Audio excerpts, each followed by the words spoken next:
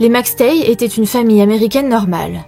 Joseph dirigeait une entreprise florissante spécialisée dans les cascades artificielles dans la banlieue de Californie et passait tout son temps libre avec sa femme, Summer, et leurs 2 jeunes fils, Gianni, 4 ans, et Joseph Jr., 3 ans. Ils étaient entourés par une famille aimante et des amis proches, aimaient voyager et regarder leurs jeunes fils grandir. Puis, en février 2010, ils ont disparu. Pendant près de 4 ans, leurs proches sont restés sans nouvelles d'eux jusqu'à ce qu'un motard tombe sur 2 tombes peu profondes dans le désert de Mojave, révélant tragiquement les corps du couple et de leurs enfants. Cette découverte choquante a soulevé encore plus de mystères et révélé un nombre surprenant de suspects qui semblaient tous avoir un mobile.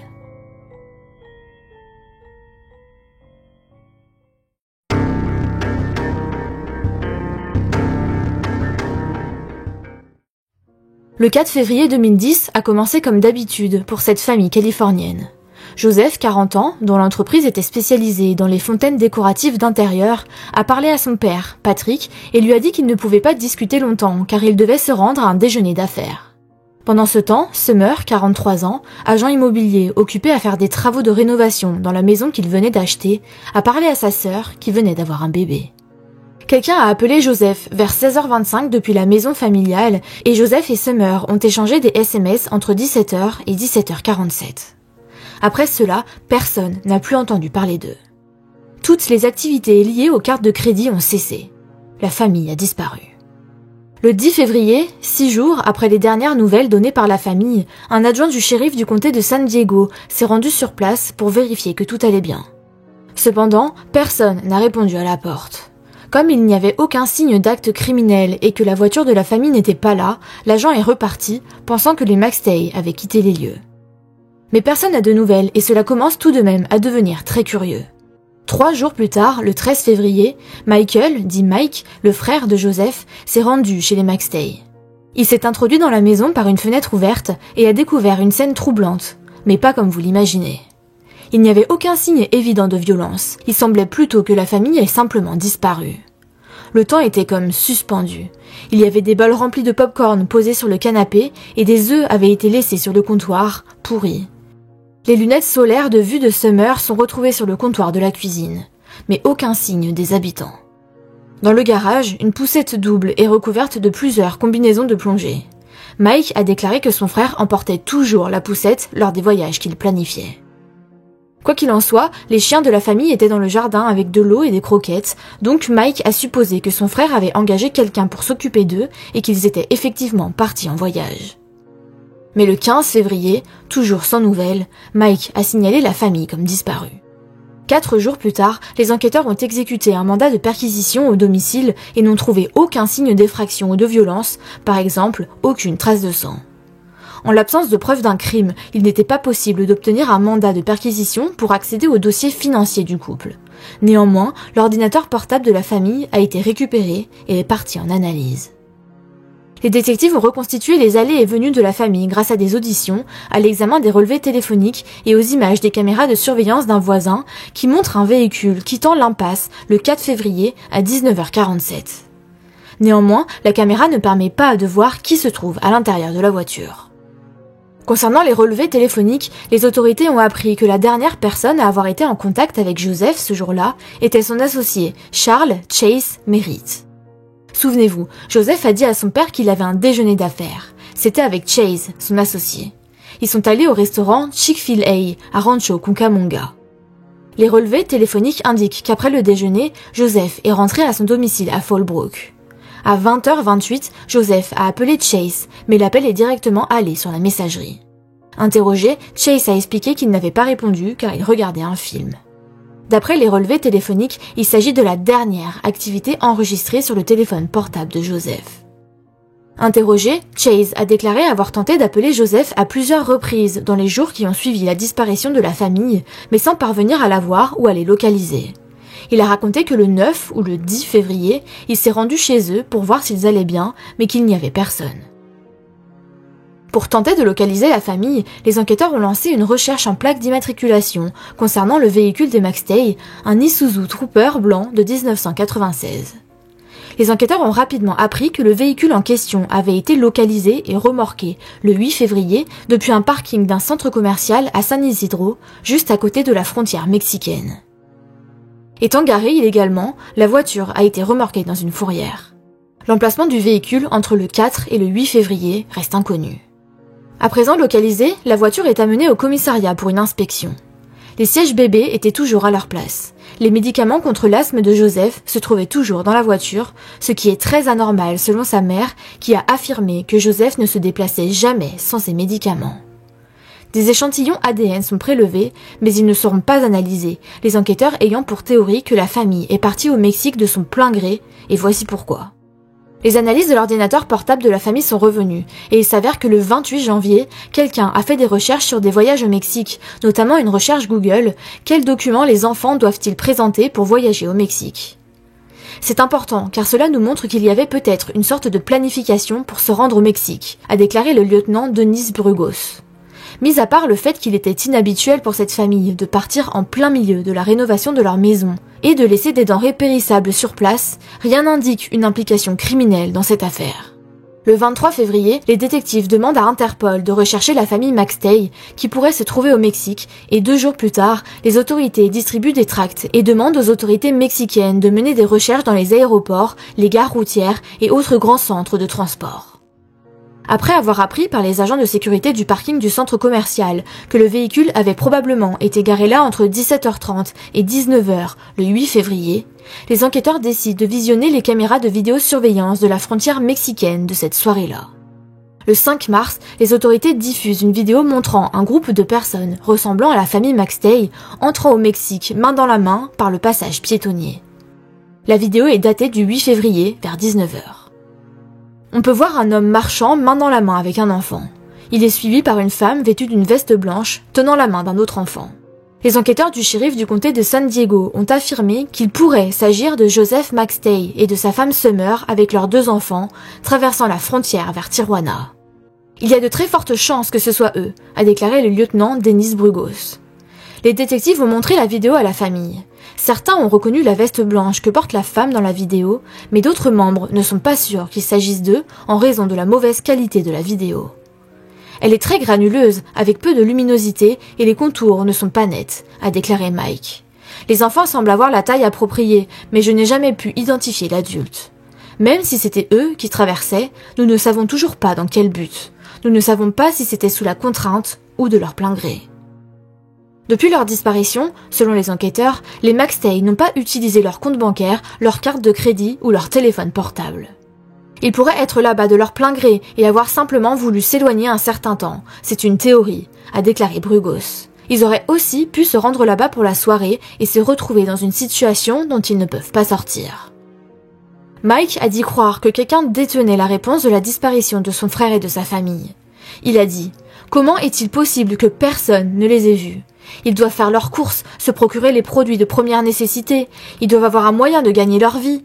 Il doit y avoir quelque chose. Mon frère est là-bas. Je veux ce que tout le monde veut. Un coup de téléphone, une lettre, quelque chose. Je ne veux pas savoir pourquoi il est parti. Nous voulons juste savoir s'ils vont bien. » Pendant des années, la croyance dominante parmi les forces de l'ordre était que les McStay avaient décidé de partir au Mexique pour commencer une nouvelle vie. Mais leurs amis et leurs familles ont insisté sur le fait que le couple n'irait jamais là-bas avec leurs enfants, qu'ils avaient peur des réseaux de trafic de drogue et d'êtres humains, et qu'ils ne se sentaient tout simplement pas en sécurité dans ce pays. D'autres détracteurs de cette théorie ont souligné que les McStay disposaient de plus de 100 000 $ sur leur compte bancaire, qu'ils n'avaient effectué aucun retrait en vue d'un voyage et que leur compte n'avait pas été touché après leur disparition. La sœur de Summer a déclaré que son passeport était périmé et Mike a déclaré qu'il ne pensait pas que les 2 garçons avaient même des passeports. Au fil des mois, diverses observations et pistes supposées se sont révélées être des impasses. Mike et sa mère ont régulièrement reçu des informations concernant des observations des McStay. À un moment, Mike a même reçu un tuyau du Belize où son frère possédait une propriété. Chaque fois qu'une information arrive, notre cœur s'emballe et nous prions Dieu pour que ce soit la bonne, a expliqué Susan Blake, la mère de Joseph. Et quand ce n'est pas le cas, nous nous effondrons. C'est déchirant et très difficile.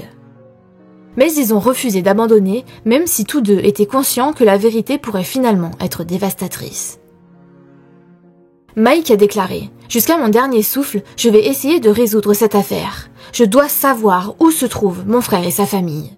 Je vais devoir m'y tenir pour le reste de ma vie, jusqu'à ce que nous ayons une conclusion, pour que nous puissions trouver la paix. » En avril 2010, l'affaire a été confiée au FBI, mais l'enquête a piétiné pendant plus de 3 ans.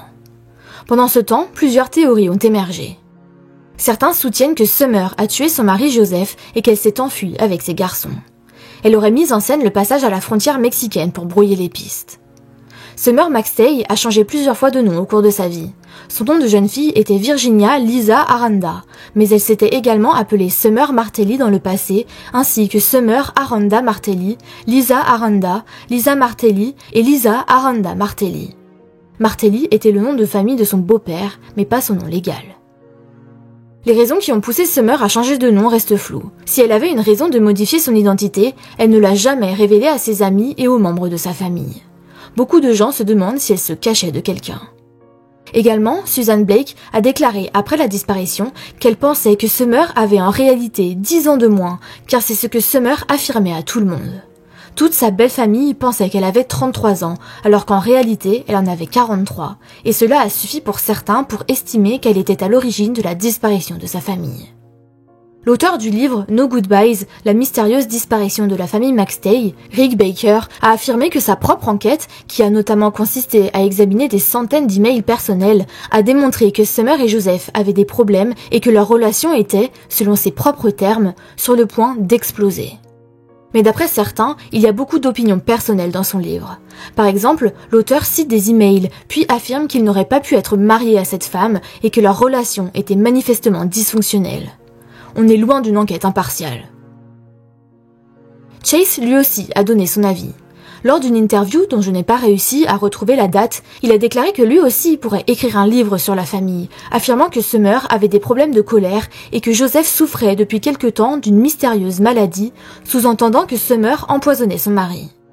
La famille de Joseph a confirmé qu'il souffrait d'une maladie inexpliquée et que Summer était possessive envers son mari, mais elle a qualifié d'infondée l'affirmation de Chase selon laquelle elle était responsable de sa maladie. Patrick a déclaré « Je crois sincèrement qu'elle aimait mon fils ». Selon d'autres, Joseph était impliqué dans le trafic de drogue ou le blanchiment d'argent car son activité semblait suspecte, à savoir la fabrication sur mesure de fontaines personnelles vendues en ligne à San Diego. Alors, ils avaient probablement fui leur domicile car ils étaient en danger. Enfin, selon d'autres encore, Joseph et Summer consommaient tous deux de la drogue à l'insu de tout le monde. Ils ont eu une dépression nerveuse, ont pris leurs enfants et se sont enfuis au Mexique où ils ont fait confiance à la mauvaise personne et ont été tués. Le 11 novembre 2013, un motard faisait du hors-piste dans le désert de Mojave, près de Victorville, en Californie. Il est tombé sur un crâne qui serait vraisemblablement celui d'un homme. Pire même, d'un enfant. Il a appelé le 911. Le médecin légiste Andy Avery a identifié ce qui semblait être une partie du crâne d'un enfant. Le crâne était blanchi par l'exposition aux éléments pendant une durée indéterminée. Il comprenait la partie supérieure des orbites et de la cavité nasale. Il a ensuite effectué des recherches dans la zone et a trouvé d'autres restes humains exposés aux intempéries, ainsi que 2 tombes peu profondes et un marteau. Le mardi 12 novembre 2013, l'enquête a redémarré, non pas pour disparition cette fois, mais pour homicide. Les 2 tombes ont été exhumées et les restes de 3 autres corps ont été découverts.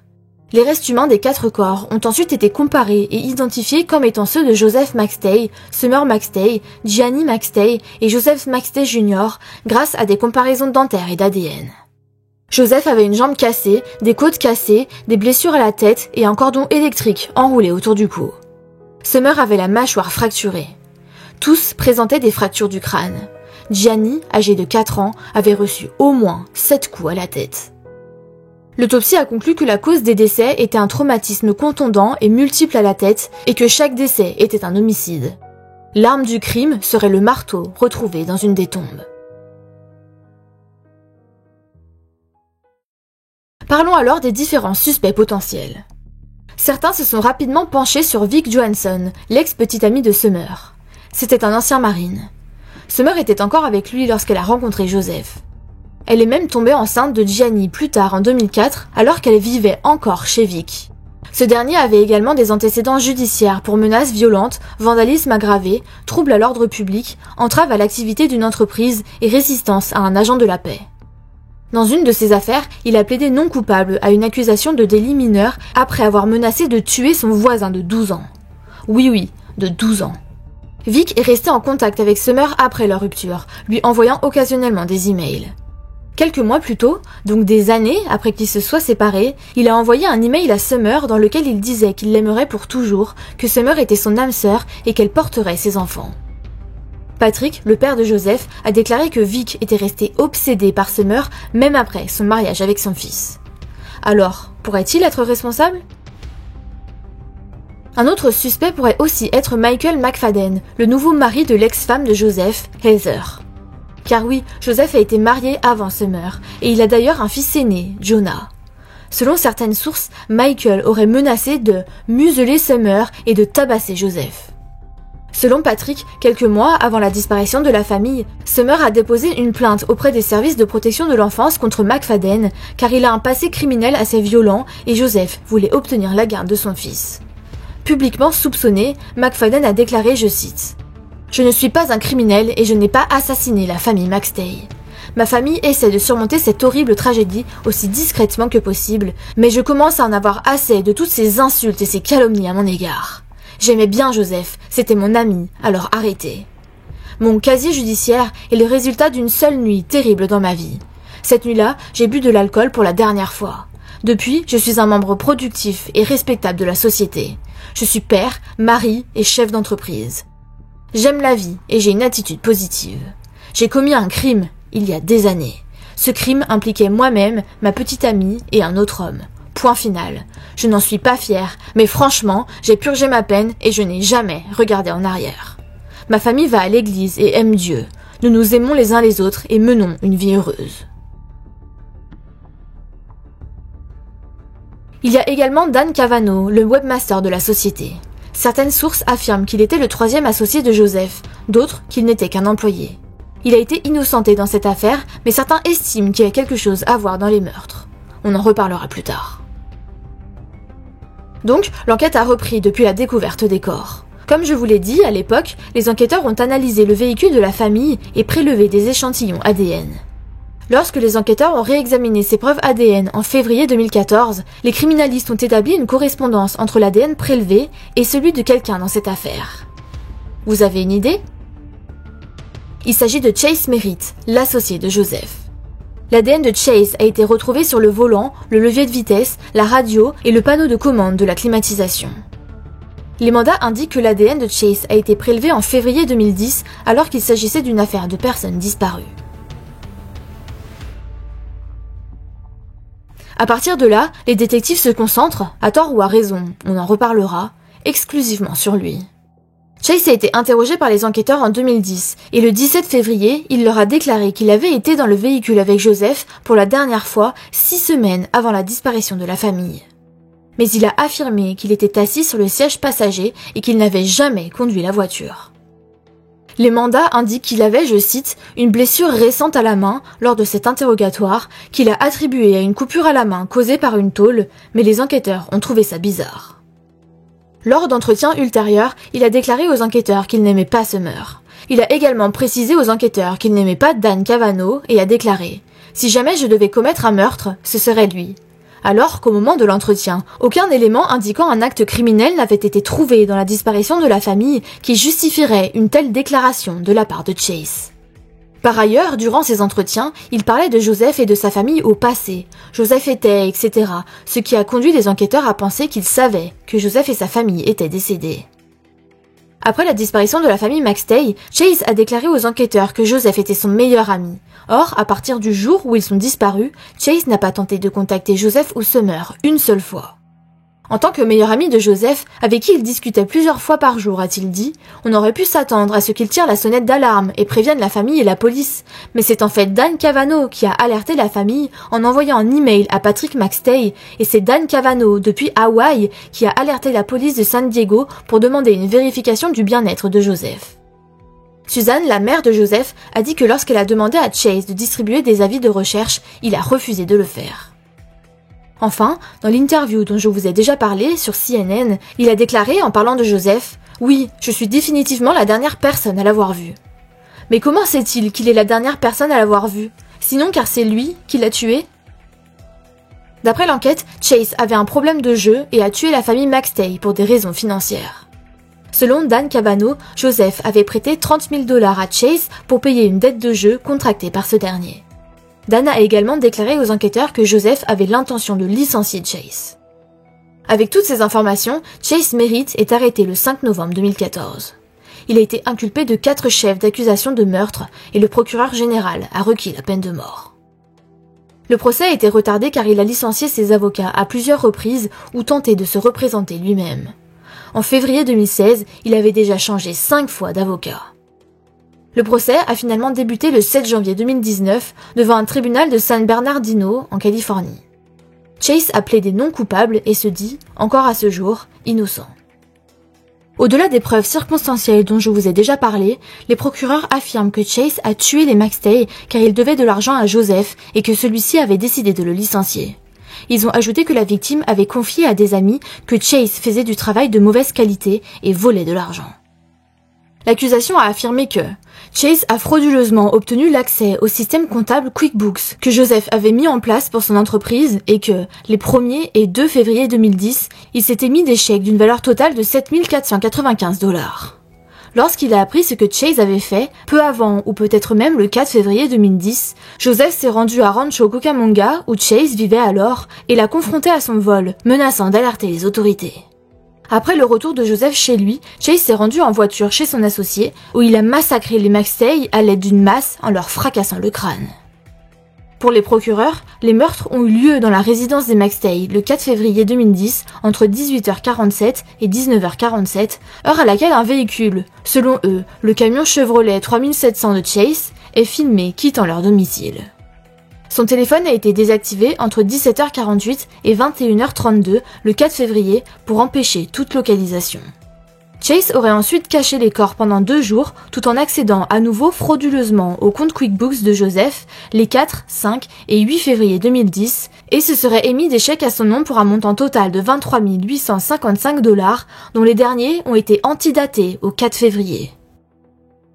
Plus troublant encore, un représentant du service clientèle de QuickBooks a déclaré aux enquêteurs se souvenir d'un appel inquiétant d'un homme se présentant comme Joseph McStay qui souhaitait supprimer complètement son compte et toutes les informations qui s'y trouvaient, mais le téléphone utilisé pour appeler le service clientèle appartenait à Chase et non à Joseph.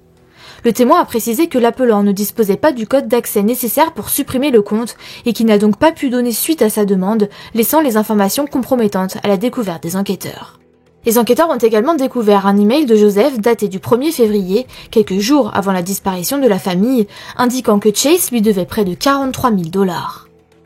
Le 6 février 2010, Chase a transporté les cadavres dans le High Desert, dans le comté de San Bernardino, une région qu'il connaissait bien pour avoir grandi à Hesperia, selon les procureurs.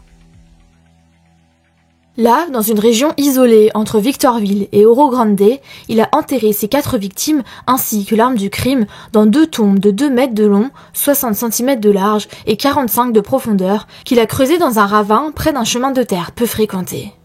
D'après les relevés GPS, son téléphone a accroché une antenne téléphonique non loin du lieu où ont été enterrés les corps le 6 février vers 11h30.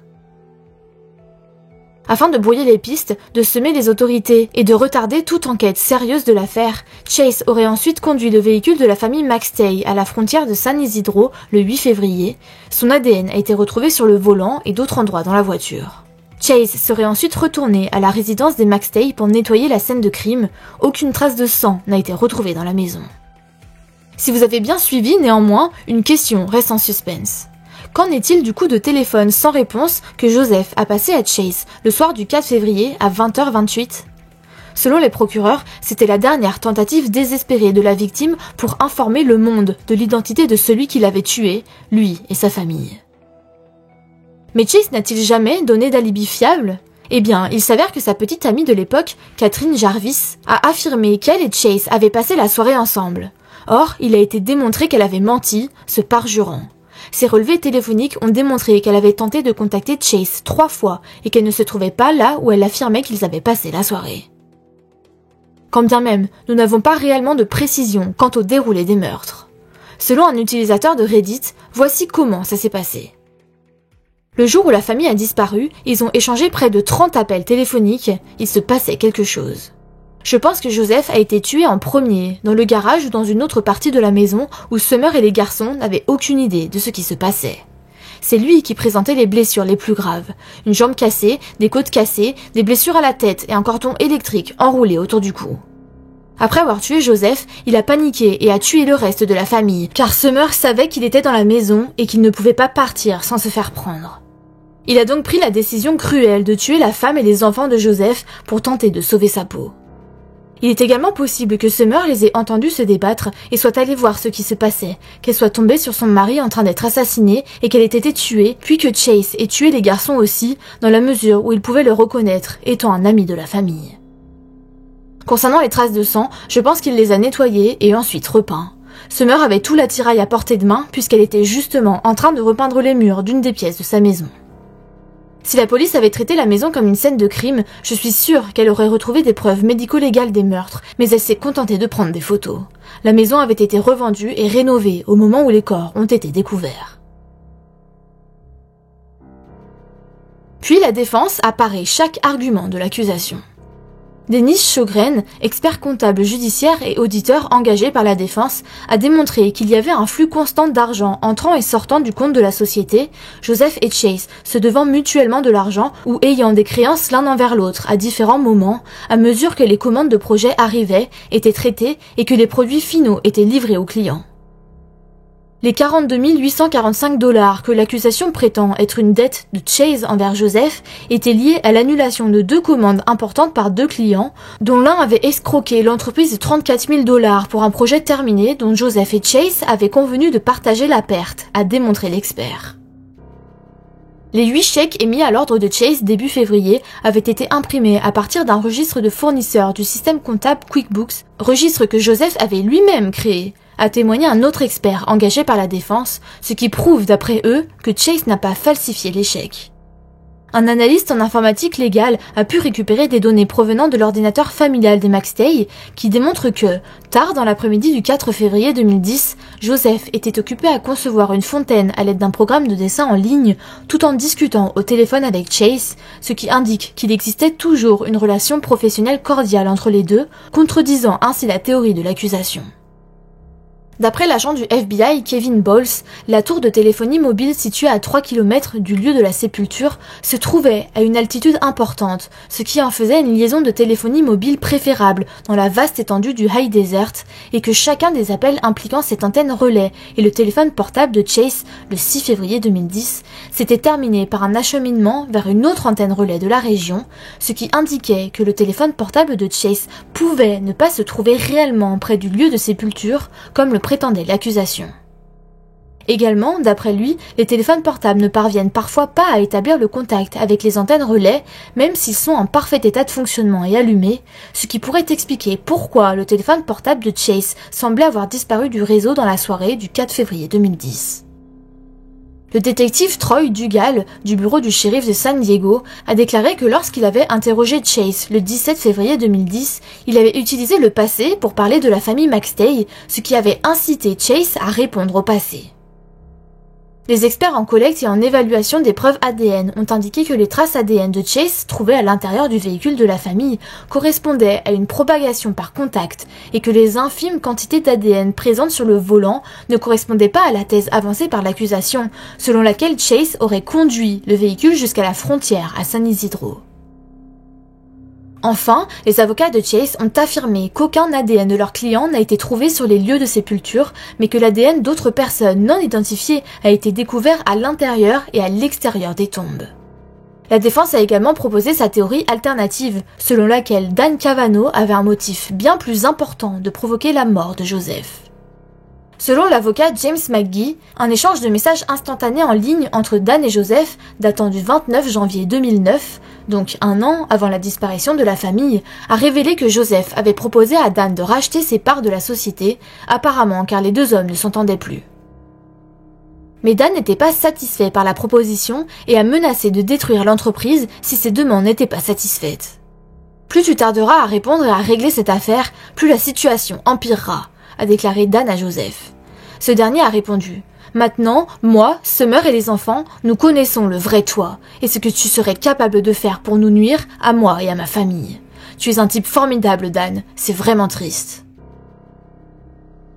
Les échanges se sont intensifiés, Dan déclarant « Maintenant que tu sais à quel point je suis sérieux et de quoi je suis capable, tu peux prendre une meilleure décision sur la façon de mettre fin à tout cela. » Toujours d'après la défense, le 23 novembre 2013, peu après la découverte des restes de la famille McStay, Dan a eu un échange houleux avec un autre homme avec lequel il faisait des affaires dans le comté de San Diego.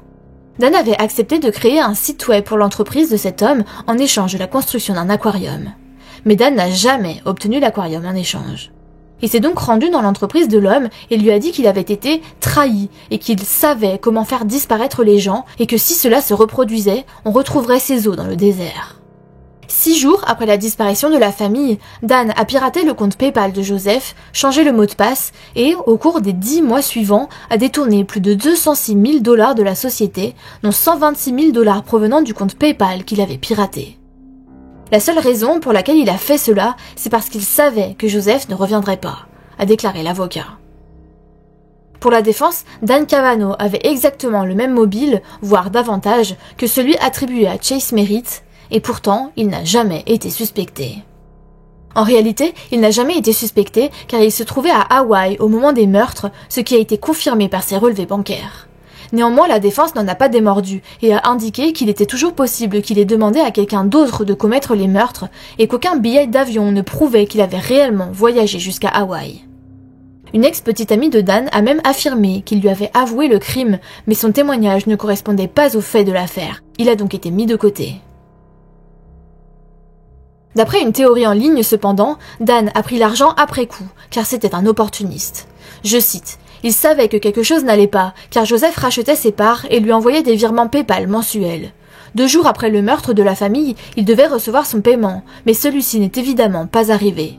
Lorsqu'il a consulté ses emails professionnels, il a constaté qu'il n'avait pas été lu et qu'il ne pouvait joindre ni Joseph ni la famille. Le 10, Dan a donc été le premier à appeler la police pour signaler la disparition de la famille. » Pour terminer, les procureurs ont reconnu que leur dossier reposait sur des preuves circonstancielles. En l'absence d'une scène de crime sanglante, ils ne pouvaient pas prouver de manière définitive où et quand la famille avait été tuée. On peut avoir une affaire de meurtre sans répondre à ces questions, a déclaré le procureur Imes au jury lors de sa plaidoirie finale. Quelque chose s'est passé dans cette maison. Que s'est-il passé exactement ? Une seule personne le sait, le meurtrier. Le 10 juin 2019, le jury a déclaré Chase Merritt coupable du meurtre de la famille McStay. Le 24 juin, le jury a recommandé que Merritt soit condamné à mort. La cour a confirmé la recommandation du jury et Chase a été condamné à mort le 21 janvier 2020. Néanmoins, l'État de Californie ayant instauré un moratoire sur la peine de mort depuis 2019, Chase sera incarcéré à vie et n'est pas éligible à la libération conditionnelle. Évidemment, il a annoncé faire appel, sur lequel il travaille encore à ce jour avec ses avocats. L'audience de détermination de la peine, qui a duré plus de 10 heures, s'est terminée par plusieurs déclarations émouvantes de la mère, du frère, de la belle-famille et du fils survivant de McStay, ainsi que de Chase lui-même, qui a continué à clamer son innocence. « J'aimais Joseph », a-t-il déclaré, la voix tremblante. « Il occupait une place importante dans ma vie et dans celle de ma famille. Je ne lui aurais jamais fait de mal.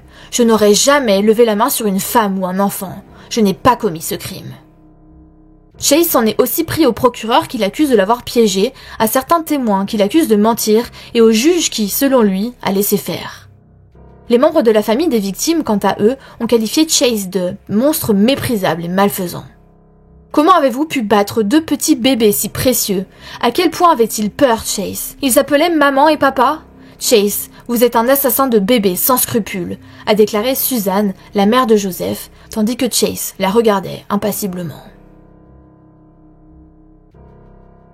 Alors d'après vous, qui est coupable ? Chase ou quelqu'un d'autre ? Donnez-moi vos avis. Si vous avez aimé cet épisode, abonnez-vous.